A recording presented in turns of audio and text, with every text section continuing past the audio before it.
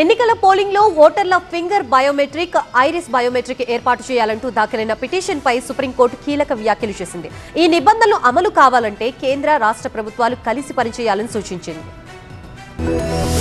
ఎన్నికల నిర్వహణపై కేంద్ర, రాష్ట్ర ప్రభుత్వాలు ఈసీకి సుప్రీంకోర్టు నోటీసులు ఇచ్చింది. పోలింగ్ కేంద్రంలో ఓటు వేయడానికి ముందు ఫింగర్ బయోమెట్రిక్, ఐరిస్ బయోమెట్రిక్ ఏర్పాటు చేయాలంటూ పిల్ దాఖలు చేశారు. దొంగ ఓట్లను నివారించడానికి చర్యలు చేపట్టాలన్నారు పిటిషనర్. బీజేపీ నేత అశ్విని కుమార్ దాఖలు చేసిన ఈ పిటిషన్ పై సీజేఐ సూర్యకాంత్, జయమాల్యా బాగ్చి ధర్మాసనం విచారణకు స్వీకరించింది. రాష్ట్రాల సహకారంతోనే బయోమెట్రిక్ అమలవుతుందన్నారు అశ్విని కుమార్. రాష్ట్రాలకు కూడా నోటీసుల్ని జారీ చేసింది సుప్రీంకోర్టు. ఇది అమలు కావాలంటే నిబంధనల్ని సమూలంగా మార్చాలన్న సీజేఐ సూర్యకాంత్ ప్రభుత్వ ఖజానా మీద భారం పడుతుందన్నారు. బయోమెట్రిక్స్ కోసం రాష్ట్రాలు సహకరించకపోతే, ఆర్థిక శాఖ బడ్జెట్ ఇవ్వకపోతే ఈసీ తమ దగ్గరకు రావచ్చని స్పష్టం చేసింది. వచ్చే పార్లమెంట్ ఎన్నికలకైనా, ఇక ముందు జరిగే రాష్ట్రాల అసెంబ్లీ ఎన్నికలకైనా దీన్ని అమలు చేయగలమా అనేది పరిశీలించాలంది కోర్టు.